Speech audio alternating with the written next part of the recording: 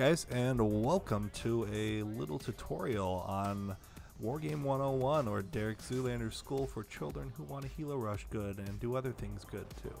Well, I'm kidding, there's going to be no helo rushing in this video, but what we will have is a basic breakdown of deck building. So one of the first things you notice when you open up the deck tab in this game is that the beginning starter decks are horrible. Like, they are absolutely terrible, and by playing them, you will be pretty much kneecapping yourself and giving yourself a disability when playing Wargame, and you don't want to do that because this is a pretty hard game. So let's break down this deck and what makes it pretty decent and a pretty good starting deck. In the Logistics tab, you have a P4PC, which is a command jeep, which you use to secure zones, to generate revenue, or to give you conquest tick points so that you don't immediately lose the game and lose a ton of revenue, essentially. Then your second unit here is a command infantry unit in a Panther. And the reason they're in the Panther is because that Panther has rocket pods, which makes it really good for deleting infantry caught in the open. The other two things are just a fob, which gives you supply, and a truck to ferry supplies to your units, which are going to be using up supply. Other options for this tab, you could replace the infantry CV or the jeep CV with a tank CV if you are going to be in hotly contested areas and you need something that can survive an artillery barrage or bombing runs and things like that. But you have to keep in mind that tank CVs are big and easily spotted by enemy recon, so it's a balance thing, it's a trade-off thing. The thing you never want to use, though, is you never really want to use helicopter CVs because they're big, they're easy to see, and they're really easy to kill, and they can't hide in any type of bush, forest, or city. And now we have the infantry tab, which is probably the second most important tab in the game because your infantry is what does most of the fighting and most of the killing. If you have no infantry, you can't effectively push or hold or even contest areas. We start off with Panzer Grenadiers because they have a really great AT launcher and they have a really great transport. The Marder one's awesome. You can pick the Marder too if you like larger guns and everything, but it is more expensive, so it's not as efficient. Rima 85 are also fantastic because they have a really fast firing AT launcher. They have a great primary and a great machine gun, so they're really good for fighting other infantry. And then they come in the VABT-20, which is a phenomenal transport with good armor and a really great autocannon. The same can be said for Legion 90. Legion 90 have a 1,000 meter range ATGM launcher. They have shock veterancy, they move pretty fast, and they also come in the VABT-20. They can kill enemy infantry and they can kill enemy vehicles very easily. And then you have the ATGM Milan F3, which is your large ATGM team for area of denial and for killing enemy tanks and armored vehicles. And I take them in the VAB because a wheeled transport's important because when you're doing an opener, you want to seize as much territory as possible. And by getting them to the front line faster, even if it is just 15 to 20 seconds faster, you can contest a lot more area effectively. And then your last card is Chaucer's 85 because, well, they're basically your grinding infantry. And the AMX-13 VTT is just a machine gun box for 5 points that is very good at suppressing enemy targets, and it has more than 2 front armor values, so it can take a few beatings from low-tier anti-tank launchers. They can be replaced for reservists if you just want to spam reservists, but that is generally done by more seasoned and experienced players. You can also change some of these units out for units that are your own preference, but generally this is what most people seem to run. You can put Rima in Panthers if you like more rocket helicopters, but you have to keep in mind they're going to be much more expensive then. And here we go with the support tab, which is one of my favorite tabs, but it's also pretty important. We go with the Flak Panzer Gepard A1 because it is a great spag and it is excellent for stopping helicopters in their tracks, and it's just really enjoyable. The one thing you have to keep in mind is its radar, so if you don't turn off the gun, it's susceptible to seed. Second unit is a little mortar. It's a 30-point mortar. It's great for smoking off tanks, it's great for harassing infantry and harassing AA pieces. The third unit is the Kratal, which is your primary infrared AA. It's great for killing pretty much anything that's in the air. The downside is it only has 4 missiles on it, so it kind of needs some supply to chase it around. And then the last unit is an LRM, which is essentially an MLRS system with HE rockets. And what this is used for is stunning an entire forest or enemy tank groups or anything that you want stunned. Sometimes it'll even kill enemy command units if they're lightly armored, like infantry or a Jeep CV. Now we're getting into the tank tab, which is another fun tab as well, and it has 2 super heavy tanks and a medium heavy tank. And the reason for this is you need super heavies to trade with enemy super heavies and to go head to head with them in tank battles. You also need them to support your infantry as well with fire support. The Leopard 2A5 has a lot of AP and it's very heavily armored and it's a great tank. The Leclerc on the other hand has a little bit less armor, but it fires way faster, so it's great for killing all sorts of things. Then you have the Leopard 2A1, which is a really good just utility tank. It can kill just about anything. It's just useful in all regards. It's just a good all-around tank. So next we have the most important tab in the game, which is the Recon tab, because if you can't see anything, you can't kill anything. Recon units themselves are also pretty good at killing stuff in general. We start off with the MX-10RC, which is probably one of the more overpowered or stronger units in the game, because it has medium stealth, it's got a pretty high AP value, and it's only 30 points, and you get 12 of them per card. Some people even take 2 cards of them. But these guys are great for securing your flanks, or for just placing them in every bush imaginable, so they can get side shots on the weak side armor of enemy tanks, and just be a general nuisance. They're really hard to spot. That's what makes them really strong, is mostly their stealth. And then your second unit is Commando's Para and VAB-T20, so it's essentially a shock infantry group, so they can fight other infantry, and they also have the VAB-T20, so they have good fire support from their vehicle. They're pretty much the golden standard for Eurocorps recon infantry. Your third unit is the Recon Tiger, which has stealth, has ATGMs, has AA missiles as well, and it has rocket pods, so it pretty much can kill everything. But it's really expensive, so you have to be very careful with it and not lose it to just running it into enemy Tunguska or enemy AA piece. And then the fourth unit is a Gazelle cannon, and this is just a great cheap recon helicopter that you can just throw on your flanks. You can throw around, you can even sneak it into the enemy base and kill things with it because it has a 20mm cannon. It's pretty good. Now, the fifth unit I don't usually include, but for a new player starting out, it is kind of nice to have a recon Jeep that has an AA missile launcher on it. Now, it's not the greatest recon Jeep, but it does its job pretty well. For 55 points, you get a really good optics, and you also get an AA missile. People will say it's not the best unit because its salvo length is terrible and everything, which is partially true. But it's nice for stopping annoying helicopter harass, and it's also good for having on your flanks if you think they're going to try to sneak a recon team around in a helicopter.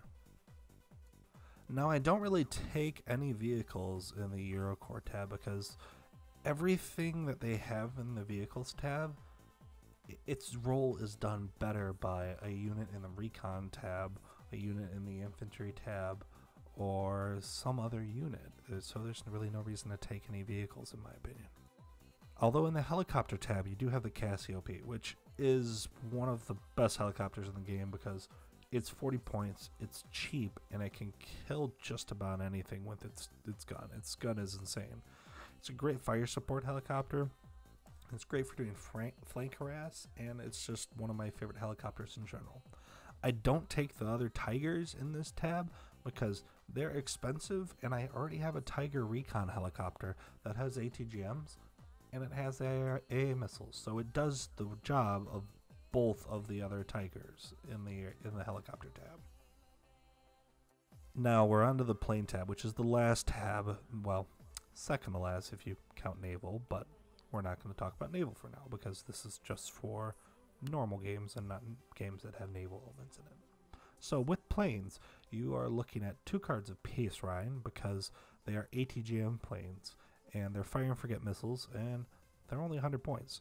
So they're really great value. And the reason I pick them, and usually run with them, is the fact that if you hit a tank on its side armor with one of those missiles, it generally will kill it. And they're cheap and they're very effective. And the second unit is the Tornado IDS, which you can also swap out for Seed if you want that. But this is a good bomber, good for stopping large infantry rushes. But I technically wouldn't really use bombers that much because they're expensive compared to what they can kill. Only if you have like a giant blob of infantry where you can get back some of the revenue from killing the enemy units that you spend on this 115 point bomber. Alternatively, you can put the Seed in there, the Tornado, and so you can effectively suppress enemy AA defenses or kill their AA pieces if they leave them on. The last two units are ASFs. The Mirage RDI is a good, cheap 120 point ASF. You can also replace this with a Rafale if you want the Rafale, but the Rafale is super expensive, and the RDI is kind of nice just for intercepting bombers and things like that.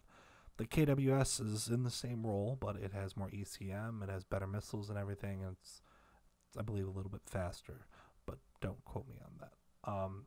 They do the same role. They're interceptors of varying prices and everything, and you need to have good interceptors and good AA, because if you don't, then the enemies are just going to plane train you, and if they have air supremacy, they're just going to bomb you into the Stone Age.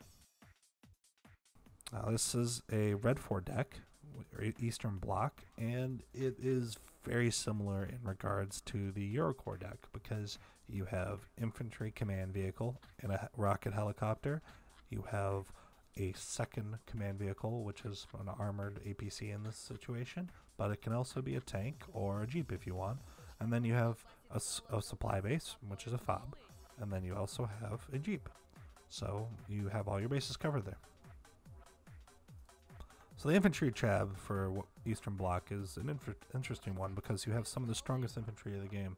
You have the LSTR-40, which have a great carbine, they have a great primary weapon, they have an amazing AT launcher, and they have the Eagla.